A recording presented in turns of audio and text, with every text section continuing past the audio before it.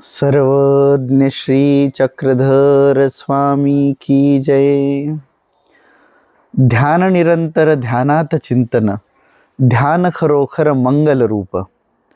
मंगल रूप अशा या ध्यानाला मंगल अवसराच्या संबंधात आपण ध्यानाचा अनुभूतीचा आनंद अनुभवलेला आहे।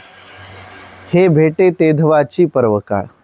जेव्हा आम्ही ईश्वर चिंतनात रत असतो तेव्हा खऱ्या अर्थानं तो आमच्यासाठी पर्वकाळ असतो। आणि हा जो 21 दिवसाचा कालखंड आपण अनुभवित केलेला आहे, खऱ्या अर्थानं हा एक ध्यानाचा पर्वकाळ होता असं म्हणायला हरकत नाही।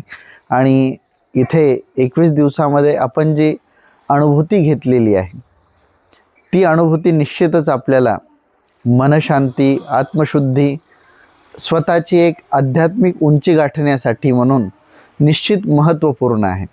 आणि ही जी ध्यान साधना आहे, आता 21 दिवस झाली म्हणजे संपलं असं नाही, तर ही ध्यान ही निरंतर चालणारी प्रक्रिया आहे। आणि ही प्रक्रिया आपण निरंतर पद्धतीनं करणं अपेक्षित आहे। मग आता काय करायचं आहे, तर इथेच न थांबता आणखीन ध्यानाच्या अवस्थेत पुढे जाता येईल का? आता एक ध्यानाचं टेक्निक आपल्याला आलेलं आहे।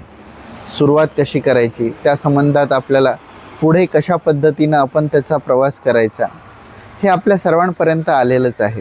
किंवा आपल्याला आणखीन काही अपेक्षित असलेले काही ध्यानाचे जे काही ध्वनिफीत आहेत, ध्वनिमुद्रित आहेत, त्या ध्वनिफीत आपल्याला श्रीमूर्तीची भावना आणि ध्यान साधना या संबंधात आपल्याला पोहोचतीलच। आणि त्याही अवस्थेतून आपण पुढे ही ध्यानाची प्रक्रिया निरंतर चालू ठेवली पाहिजे।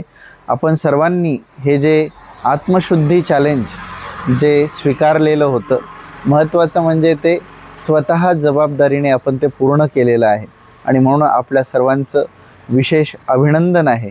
आणि याच ध्यानाच्या अवस्थेतून स्वतः स्थिर होत आणि ईश्वर चिंतनाच्या साधनेत रममान होत आपल्याला ही प्रक्रिया निरंतर चालू ठेवायची आहे। आणि ती आपण चालू ठेवाल अशा पद्धतीची एक शुभभावना व्यक्त करतो। आणि या ध्यानाच्या संबंधात परमार्ग सेविका रजिताताई साप्ते यांनी पुढाकार घेऊन हे सर्व अशा पद्धतीनं घडून आणलं, त्यांनाही अशा प्रकारे शुभेच्छा व्यक्त करतो आणि आपल्या सर्वांनाही शुभेच्छा देतो। या ठिकाणी थांबतो। सर्वज्ञ श्री चक्रधर स्वामी की जय।